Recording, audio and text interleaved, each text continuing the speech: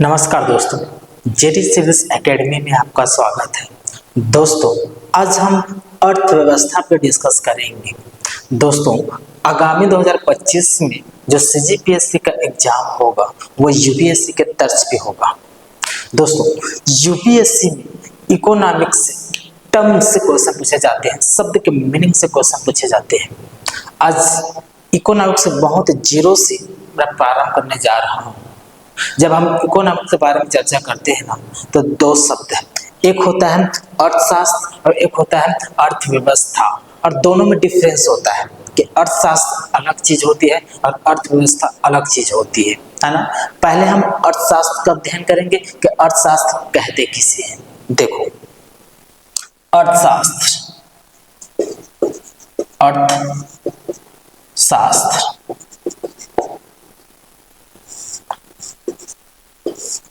Economics. अर्थशास्त्र क्या होता है? ऐसा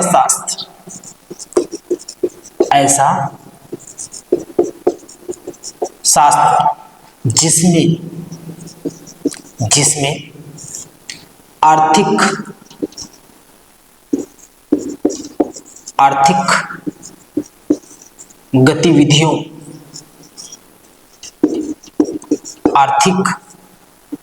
गतिविधियों का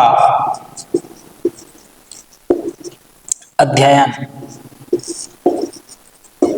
किया जाता है। सामान्य आपसे क्वेश्चन पूछा जा सकता है कि अर्थशास्त्र होता क्या है ना। तो ऐसा शास्त्र जिसमें आर्थिक गतिविधियों का अध्ययन किया जाता है।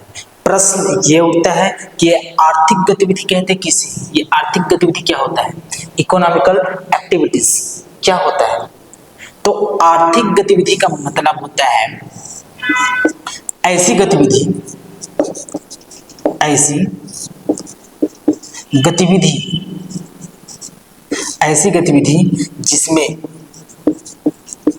जिसमें लाभ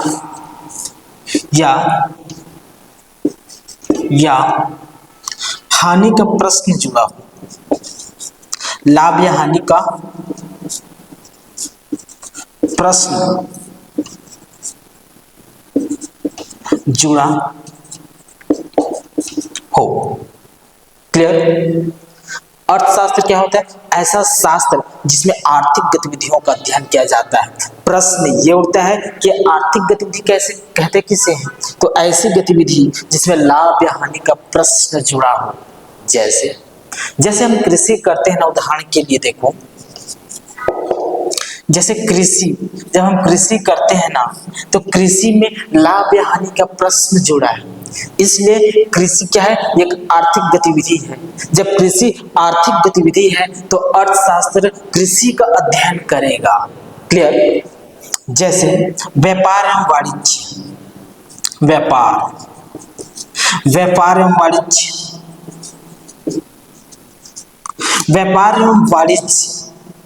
में लाभ या हानि का प्रश्न जुड़ा है।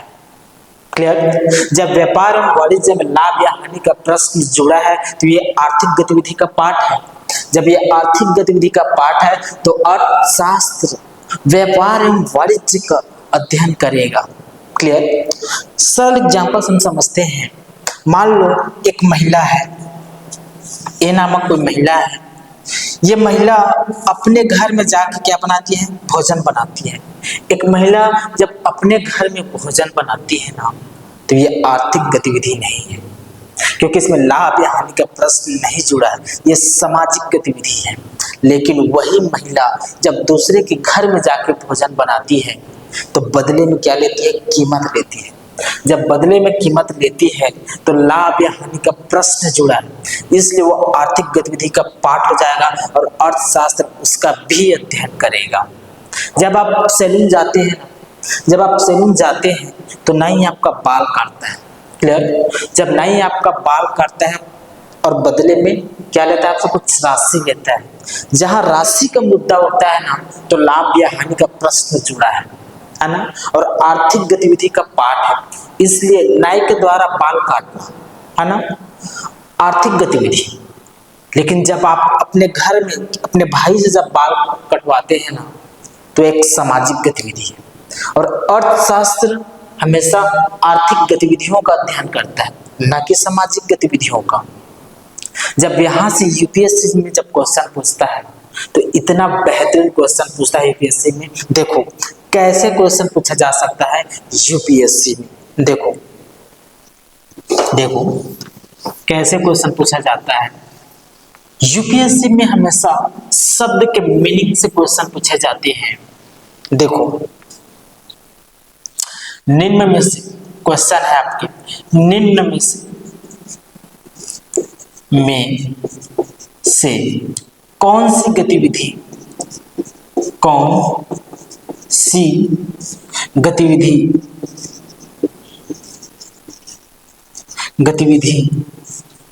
आर्थिक गतिविधि है, आर्थिक गतिविधि है,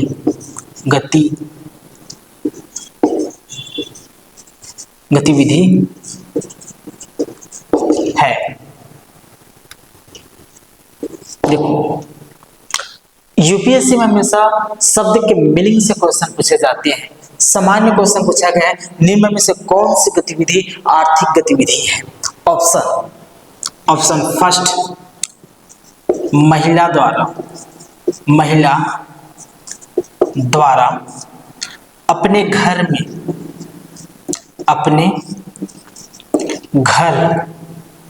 में भोजन बनाना। महिला द्वारा अपने घर में भोजन बनाना। सेकंड ऑप्शन, महिला द्वारा दूसरों के घर में भोजन बनाना। थर्ड स्टेटमेंट, शिक्षक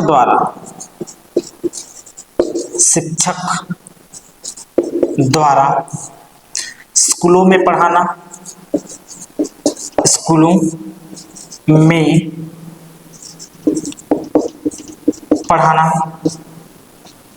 फोर्थ, मंदिर या मस्जिद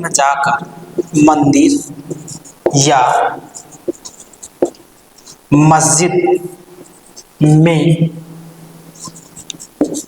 जाकर गरीबों को भोजन करवाना।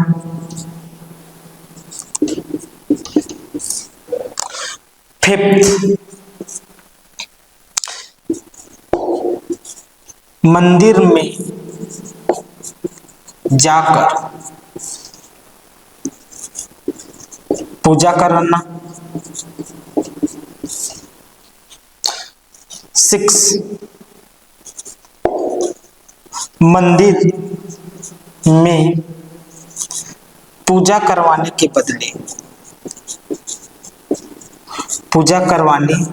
के बदले न्यूनतम राशि लेना।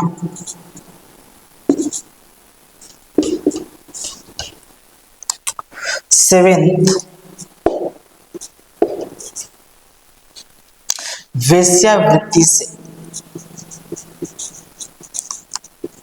वेश्यावृत्ति से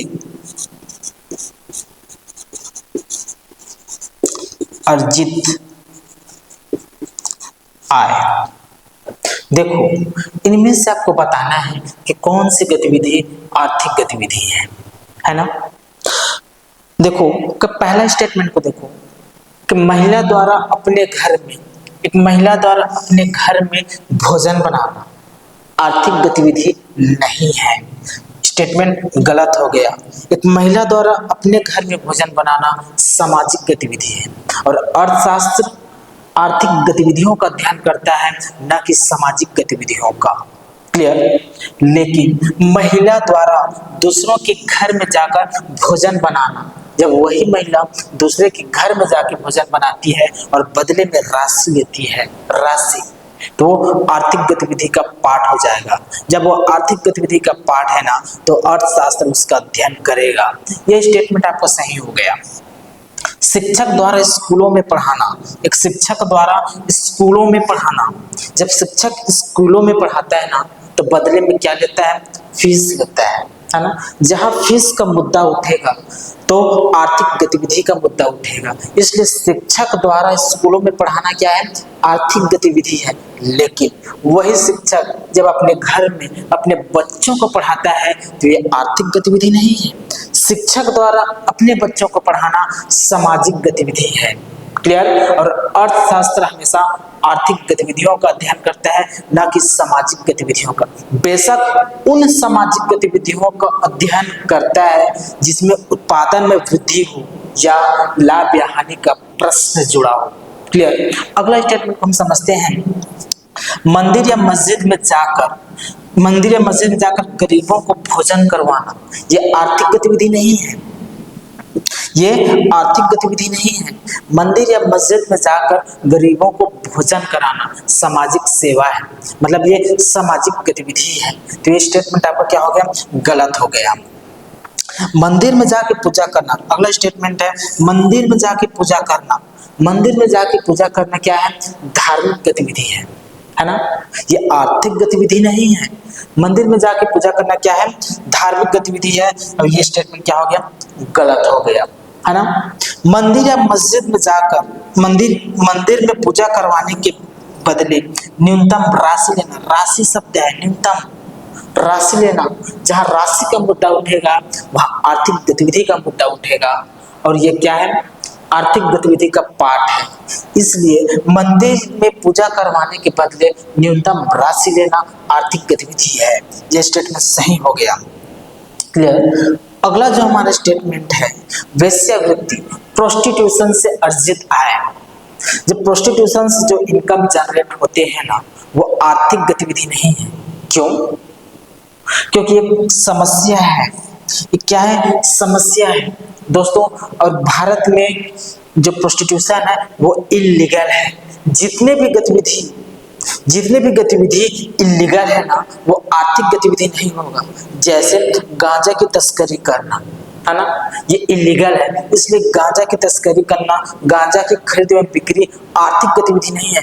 जो भी गतिविधि इल्लीगल है वो आर्थिक गतिविधि का पार्ट नहीं होगा। जैसे प्रोस्टिट्यूशन क्या है? इल्लीगल है। क्यों? क्योंकि हमारा जो इंडियन कल्चर है वो प्रोस्टिट्यूशन को प्रमोट नहीं करता।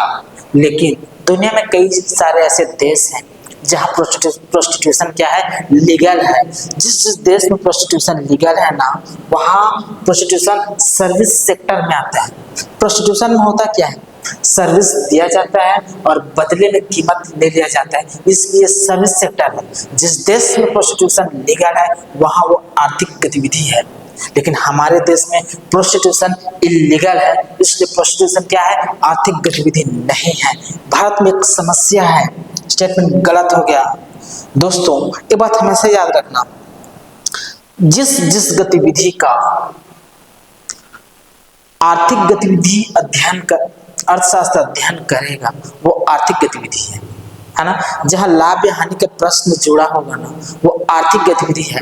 इसमें से जो भी मैं स्टेटमेंट दिया हूं, ये सब क्या है? आर्थिक गतिविधि है।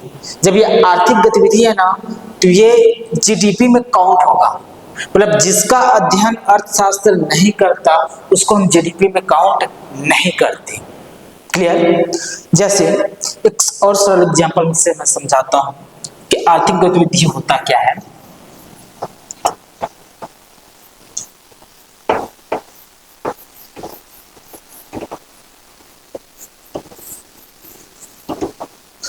देखो एक और सरल एग्जांपल समझा रहा हूं। जैसे ये एक मंदिर है। क्लियर। एक मंदिर है, इस मंदिर में फूल चढ़ाना, तो मंदिर में जब हम फूल चढ़ाते हैं ना, तो क्या है? धार्मिक गतिविधि है। क्लियर। लेकिन इस मंदिर के बाहर फूलों की खरीदी एवं बिक्री होती है, तो आर्थिक गतिविधि है। फूलों की खरीद एवं बिक्री करना लाभ या हानि का प्रश्न से जुड़ा है, तो इसलिए वो क्या है, आर्थिक गतिविधि है। जब वो आर्थिक गतिविधि का पार्ट है ना, तो अर्थशास्त्र उसका भी अध्ययन करेगा। क्लियर दोस्तों, नेक्स्ट क्लास में हम अर्थशास्त्र के वर्गीकरणों को समझेंगे और अर्थव्यवस्था के बारे में समझेंगे कि अर्थशास्त्र और अर्थव्यवस्था में डिफरेंस क्या होता है। और हमारे जो सिलेबस में है ना, वो अर्थव्यवस्था है, ना कि अर्थशास्त्र। इवन यूपीएससी के सिलेबस में भी अर्थव्यवस्था है, भारत का अर्थव्यवस्था, ना कि अर्थशास्त्र। और हम अर्थव्यवस्था पे ही डिस्कस करेंगे। थैंक यू दोस्तों।